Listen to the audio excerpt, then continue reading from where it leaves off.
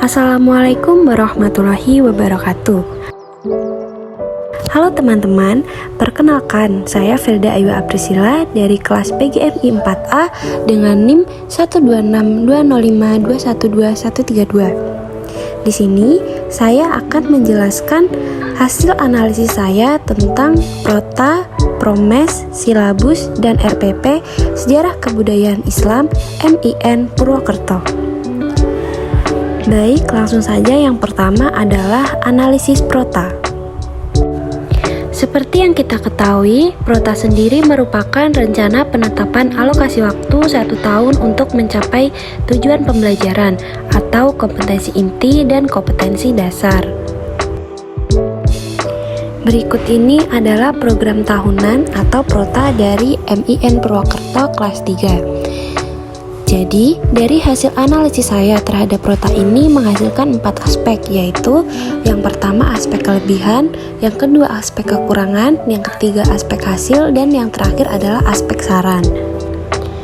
Aspek kelebihannya sendiri menurut saya memuat tentang indikator yang dirumuskan sudah sesuai dengan KD pengetahuan dan keterampilan. Yang kedua, indikator yang dirumuskan umumnya sudah berurutan dan terstruktur dengan rapi. Ketiga, menurut saya alokasi waktu yang ditentukan umumnya sudah sesuai dengan kebutuhan setiap KD dan indikator. Aspek kekurangannya sendiri menurut saya pada Prota ini alokasi waktu pada KD 3.6 dan 4.6 kurang karena indikator yang dirumuskan terlalu padat. Dari aspek hasil sendiri meliputi yang pertama, kegiatan pembelajaran menurut saya lebih terstruktur. Yang kedua, alokasi waktu yang ditentukan pada beberapa KD sudah tepat dan tidak membebani guru maupun siswa. Yang terakhir, aspek saran. Menurut saya, alokasi waktu pada KD 3.6 dan 4.6 ini perlu ditambahkan karena indikator yang dirumuskan terlalu padat. Selanjutnya adalah analisis Promes. Program semester atau Promes adalah rumusan kegiatan belajar mengajar untuk 1 semester yang kegiatannya dibuat berdasarkan pertimbangan alokasi waktu yang tersedia, jumlah pokok bahasan yang ada di dalam semester, dan frekuensi ujian yang disesuaikan dengan kalender pendidikan. Nah, berikut ini adalah program semester atau Prota dari MIN Purwokerto kelas 3 semester ganjil.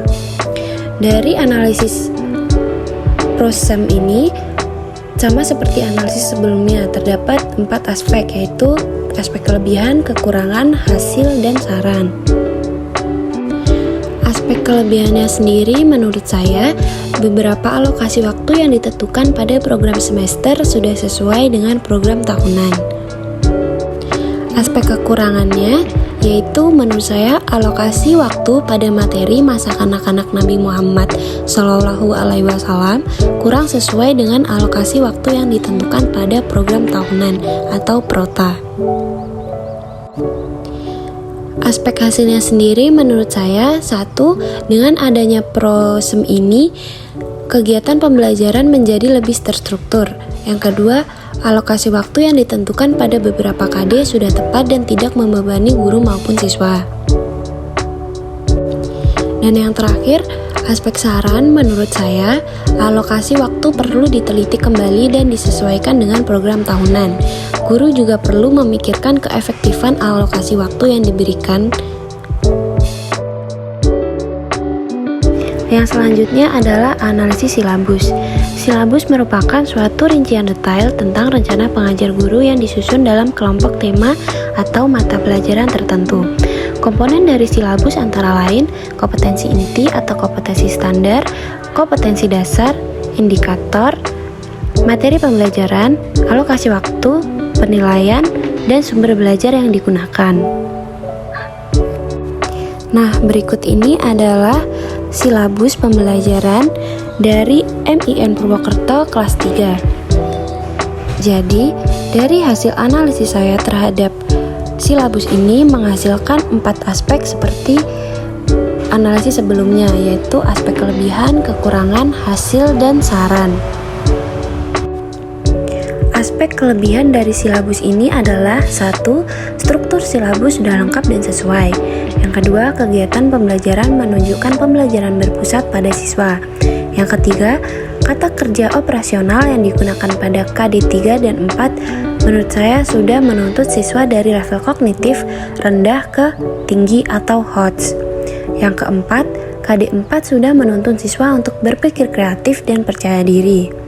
Yang kelima, nilai sikap spiritual dan sosial yang dirumuskan dalam kegiatan pembelajaran sudah tepat dan sesuai. Yang keenam, kegiatan pembelajaran sudah dilakukan secara kooperatif. Dan yang terakhir, produk yang dihasilkan pada aspek keterampilan sudah sangat bervariasi. Aspek kekurangannya sendiri menurut saya pada silabus ini menggunakan model dan metode yang digunakan dalam pembelajaran sangat kurang bervariasi untuk materi yang memiliki alokasi waktu yang lama. Selanjutnya, aspek hasilnya sendiri menurut saya berdasarkan kegiatan pembelajaran yang dilakukan bisa lebih terstruktur. Yang kedua, sikap percaya diri yang ditunjukkan siswa akan meningkat karena dalam pembelajaran tersebut guru lebih sering meminta siswa menunjukkan hasil kerjanya di depan kelas. Yang ketiga, dengan alokasi waktu yang lumayan lama tetapi alur pembelajaran kurang bervariasi akan membuat siswa cepat bosan mengikuti pembelajaran. Nah, aspek sarannya sendiri menurut saya, model dan metode pembelajaran yang digunakan guru dapat berbasis game yang menyenangkan, sehingga siswa akan lebih semangat lagi mengikuti pembelajaran yang memiliki alokasi waktu yang lama. Games dapat dilakukan dengan berkelompok agar lebih menyenangkan. Selanjutnya adalah analisis RPP. Rencana pelaksanaan pembelajaran atau disingkat RPP adalah pegangan seorang guru dalam mengajar di dalam kelas. RPP dibuat oleh guru untuk membantunya dalam mengajar agar sesuai dengan standar kompetensi dan kompetensi dasar pada hari tersebut. Berikut ini adalah rencana pelaksanaan pembelajaran atau RPP dari MIN Purwokerto kelas 3. Jadi, dari hasil analisis saya terhadap RPP ini menghasilkan 4 aspek, yaitu aspek kelebihan, kekurangan, hasil, dan saran. Aspek kelebihannya sendiri meliputi: 1. RPP disusun sesuai struktur. Yang kedua, RPP yang dirumuskan sudah sesuai silabus. Yang ketiga, indikator pembelajaran sudah memuat pengetahuan KD dan keterampilan. Yang keempat, media pembelajaran yang digunakan mutakhir. Yang kelima, kegiatan pembelajaran berpusat pada siswa. Yang keenam, kegiatan pembuka pembelajaran merangsang semangat siswa. Yang ketujuh, kegiatan pembelajaran sudah berpedoman pada pendekatan saintifik. Yang kedelapan, penilaian sudah membuat aspek pengetahuan, sikap, keterampilan, dan proses. Dan yang terakhir, RPP memuat aspek penilaian atau lembar kerja, rubrik, dan lain-lain dengan lengkap. Aspek kekurangannya sendiri menurut saya: 1. Tujuan pembelajaran tidak memenuhi elemen ABCD atau Audience, Behavior, Condition, dan Degree. Yang kedua, penguatan pendidikan karakter atau PKK tidak dituliskan. Yang ketiga, kegiatan pembelajaran monoton dan kurang bervariasi. Aspek hasilnya sendiri menurut saya, dengan adanya RPP ini kegiatan pembelajaran menjadi lebih terstruktur. Yang kedua, media pembelajaran yang digunakan memudahkan siswa untuk mendapatkan gambaran tentang materi yang diajarkan. Yang ketiga, siswa dapat berperan aktif dalam proses pembelajaran karena pembelajaran berpusat pada siswa.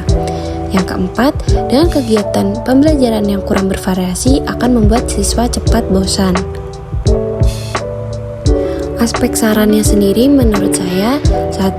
Tujuan pembelajaran yang dirumuskan harus memuat elemen ABCD atau Audience, Behavior, Condition, dan Degree.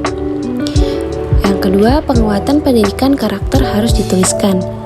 Dan yang terakhir, kegiatan pembelajaran dapat divariasikan dengan games atau dibedakan model dan metodenya pada setiap pertemuan agar siswa tidak cepat merasa bosan. Nah, itu tadi adalah hasil dari analisis saya tentang Prota, Promes, Silabus, dan RPP. Wassalamualaikum warahmatullahi wabarakatuh.